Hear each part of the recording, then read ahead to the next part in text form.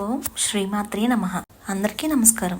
మన తెలుగు టేల్స్ ఛానల్కి స్వాగతం. బ్రహ్మంగారు చెప్పినట్లు ఏప్రిల్ నెల 22వ తారీఖు నుండి జరగబోయే అద్భుత సంఘటనల గురించి బ్రహ్మంగారు ముందే చెప్పారు. ఆ సంఘటనలు ఏమిటో ఈ వీడియోలో చూద్దాం.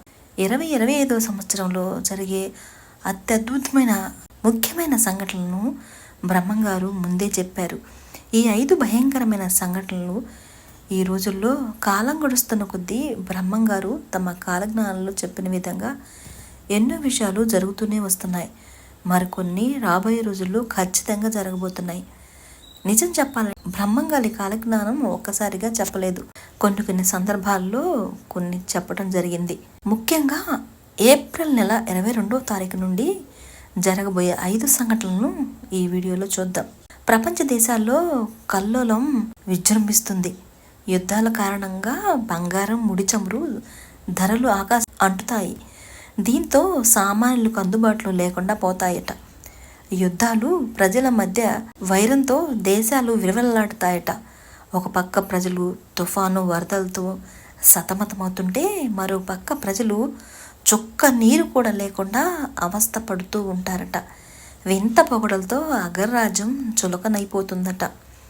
2025 సెప్టెంబర్లో భారతదేశానికి తూర్పు ఉన్న సముద్రంలో సుడిగాలి పుట్టి అది ఉప్పెనగా మారుతుందట. ఇది తూర్పు ప్రాంతాన్ని అతలాకుతలం చేస్తుందట. కాసు బంగారం ₹1,00,000 దాటుతుందని కాలజ్ఞానంలో చెప్పారు. ఈశాన్య దేశాన కొత్త రోగం ఒకటి మొదలై చాప కింద నీరులా అన్ని దేశాలకు వ్యాపిస్తుందట. విశ్వావసునామ సంవత్సరంలో ఇంకా కొన్ని ముఖ్యమైన సంఘటనలు జరుగుతాయని బ్రహ్మంగారు కాలజ్ఞానంలో ఎప్పుడో చెప్పారు. ఆషాఢ శుద్ధ అమావాస్య నుండి దేశంలో వింతలు జరుగుతాయట. సముద్రం ఉన్నట్టుండి ముందుకు వస్తుందట. రాత్రికి రాత్రి తీర ప్రాంతం మునిగిపోతుందట. అధికారం కోసం ఒక పార్టీతో మరొక పార్టీ గొడవలు పెట్టుకుంటుందట. ఆకాశంలో రంగులు మారడం, పిడుగులు పడి జనం చనిపోవటం లాంటివి ఎన్నో చోటు చేసుకుంటాయట. ఆగస్టు నాటికి దేశంలో సంక్షోభం ఏర్పడుతుందట. సౌర తుఫాన్లు భూమిపై విరుచుకుపడటం, ఒక్కసారి దేవాలయాల్లో విగ్రహాలు మాయమవ్వటం, మధుర మీనాక్షి అమ్మవారు మనుషులతో మాట్లాడటం జరుగుతుందట.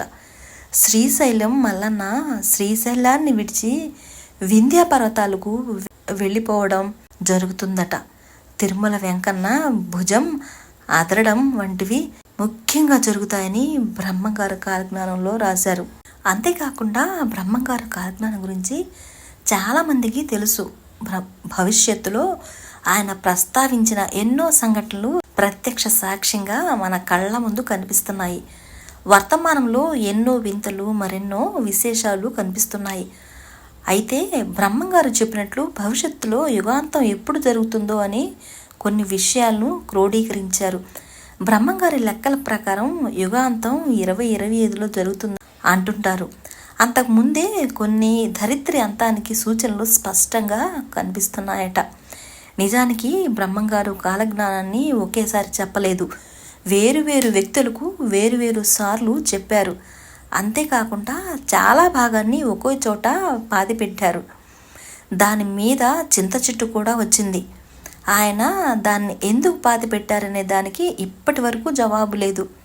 ఇక ఆయన చెప్పినట్లు రాజరికాలు, రాజుల పాలన నశించాయి. ఒక అమ్మ 16 ఏళ్లు పాలిస్తుందని ఇందిరాగాంధీ పరిపాలన గురించి ఆయన ఆనాడే చెప్పేశారు. బ్రాహ్మణ అగ్రహారాలు నశించిపోతాయన్నారు. 100 ఎకరాల్లో గతంలో బ్రాహ్మణులకు అగ్రహారాలు ఉండేవి. బ్రహ్మంగారి కాలగణన ప్రకారం చెప్పినట్లు కొన్ని విషయాలు నిజమయ్యాయి. జనాభా విపరీతంగా పెరుగుతుంది. అడవుల్లో నివసించే జంతువులు జనావాసాల్లోకి ప్రవేశించి మనుషుల ప్రాణాలు తీస్తాయని ఆయన ఆ రోజే చెప్పారు. అంతేకాదు ఈ ఏడాది ద్వితీయార్థంలో బ్రహ్మంగారు చెప్పిన విషయాలు తెలుసుకుంటే వివాహేతర సంబంధాలు విపరీతంగా పెరుగుతాయన్నారు. అంతేకాదు వ్యవసాయ భూములు బీడుగా మారి పంటలు సరిగా పండక తీవ్ర ఆహార కొరత ఏర్పడుతుందని చెప్పారు. ప్రజలు తీవ్ర ఆకలితో అలమటిస్తారని బ్రహ్మంగారు వెల్లడించారు. పండ్లు వాటి రుచిని కోల్పోతాయన్నారు. శాస్త్రవేత్తలు రకరకాల ప్రయోగాలు చేసి మానవాళికి ముప్పు తెస్తారని వెల్లడించారు. ప్రజలు మంచం మీద పడుకొని రక్తం గడ్డ కట్టడం వల్ల చనిపోతారట. బ్రహ్మంగారు కాలజ్ఞానంలో రకరకాల కారణాలతో మూగజీవాలు చనిపోతాయని, అంతేకాదు రాజ్యాధికారం కోసం దేశాలు ఆధిపత్య పోరు లక్షలాది మంది ప్రజలు తీవ్ర ఇబ్బందులు గురవుతారని కూడా వెల్లడించారు. ఎన్నో చిత్ర విచిత్రమైన యంత్రాలు వస్తాయి, కానీ చావు పుట్టుకలను మాత్రం మనిషి ఆపలేడని చెప్పారు. సృష్టిని మార్చుకోవడానికి ఎన్నో ప్రయత్నాలు చేస్తారని కూడా చెప్పారు. చనిపోయిన వారిని బతికించుకునేందుకు మనిషిని పుట్టించే యంత్రాన్ని మాత్రం ఎప్పటికీ కనుక్కోలేరని చెప్పారు. మరి ఆయన చెప్పింది నిజమే. మనిషిని పోలిన మరమనిషిని సృష్టించగలిగాడు, కానీ మనిషిని మాత్రం సృష్టించలేకపోయాడు. వావి వరుసలు లేకుండా మగాళ్ళు మృగాల్లా మనుషులు ప్రవర్తిస్తారని చెప్పారు. ప్రస్తుతం సమాజంలో అలాగే జరుగుతుంది. కొన్ని దేశాల మధ్య యుద్ధం జరుగుతుందని కూడా తెలియపరిచారు. అలాగే రష్యా ఉక్రెయిన్ల మధ్య యుద్ధం మొదలైంది, ఇప్పటికీ కొనసాగుతూనే ఉంది. చైనా భారత్లను మిత్రత్వం అనే వంచన చేసి దెబ్బతీయాలని ఎన్నోసార్లు చూసింది. చైనా భారత్ను మిత్రత్వం అనే వంచన చేసి దెబ్బతీయాలని ఎన్నోసార్లు చూసింది. వేరువేరు చక్రాల వాహనాలు ఢీకొట్టుకుంటాయని చెప్పారు. అలాగే ఒడిశాలో భారీ రైలు ప్రమాదం, ఏపీలో రైలు ప్రమాదాలు జరుగుతూనే ఉన్నాయి. భవిష్యత్తులో కొత్తవి కోవిడ్ కంటే భయంకరమైన రోగాలు వచ్చి జనజీవితాన్ని అస్తవ్యస్తం చేస్తాయన్నారు. 2025లో బ్రహ్మంగారు ఏం చెప్పారో ఇంకా చూద్దాం. పంటలు సరిగా పండగ, పాడి పశువులు సరిగా పాలివ్వక కరువు తాండవిస్తుందని చెప్పారు. శాంతమూర్తులకు కూడా కోపం విపరీతంగా వస్తుంది. వాళ్ళు ధర్మాలు వదిలి వేరే ధర్మాన్ని పాటించి నాశనం అవుతారు. కాశీలో గంగ కనిపించకుండా మాయమైపోతుంది. ప్రపంచంలో పాపుల సంఖ్య పెరిగి పుణ్యాత్ములు సంఖ్య క్షీణిస్తుంది. పట్టపగులు ఆకాశం నుండి పిడుగులు వానపడి కొందరు మరణిస్తారు. భయంకరమైన తుఫాను వరదల వల్ల పశ్చిమ బెంగాల్లో కోట్ల మంది దుర్మరణం పాలవుతారని కూడా బ్రహ్మంగారు కాలజ్ఞానంలో తెలియజేశారు. భూకంపం వలన కలకత్తా నగరం దెబ్బతింటుంది. 2041 సంవత్సరంలో కోట్లాది మంది హతమవుతారని బ్రహ్మంగారు కాలజ్ఞానంలో తెలియపరిచారు. భూమి తన కక్షను ఉన్నట్టుండి మార్చుకుంటుందట. దీనితో వాతావరణంలో ఉన్నట్టుండి పెను మార్పులు సంభవిస్తాయట. భార్యలను భర్తలు, భర్తలను భార్యలు ధనం కోసం వేపుకు తింటారట. వేప చెట్టుకు అమృతం పుడుతుందట. ఆ ఆలయంలో అపారమైన నిధి నిక్షేపాలు బయటపడతాయట. రోజు రోజుకి కలి విజృంభించడంతో ధర్మాన్ని విడిచి విచ్చలవిడిగా ప్రవర్తిస్తూ ఉంటారట. దేవాలయాలు పూజలు లేక మూతపడతాయట. కలిపురుషుడి ప్రభావంతో దేవాలయాల్లో ప్రసాదాలు కూడా పెట్టారట.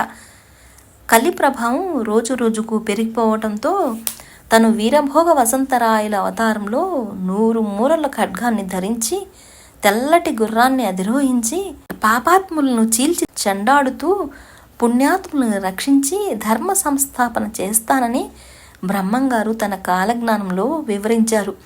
అలాగే విశ్వావసునామ సంవత్సరంలో కూరగాయల కొరత, ఆహారం కొరత ఏర్పడుతుందని బ్రహ్మంగారు చెప్పారు. ఇలా ఎన్నో వింతలు విశేషాలు ప్రబలించబోతున్నాయట. తెలుసుకున్నారు కదండి. బ్రహ్మంగారి కాలజ్ఞానం ఏప్రిల్ 22 నుండి జరగబోయేది. ఈ వీడియో మీకు నచ్చినట్లయితే ఒక లైక్ ఇవ్వండి, మరికొందరికి షేర్ చేయండి. అలాగే మొదటిసారి మీరు మా ఛానల్ని చూస్తున్నట్లయితే సబ్స్క్రైబ్ చేసుకోవటం మర్చిపోవద్దు. జై హింద్.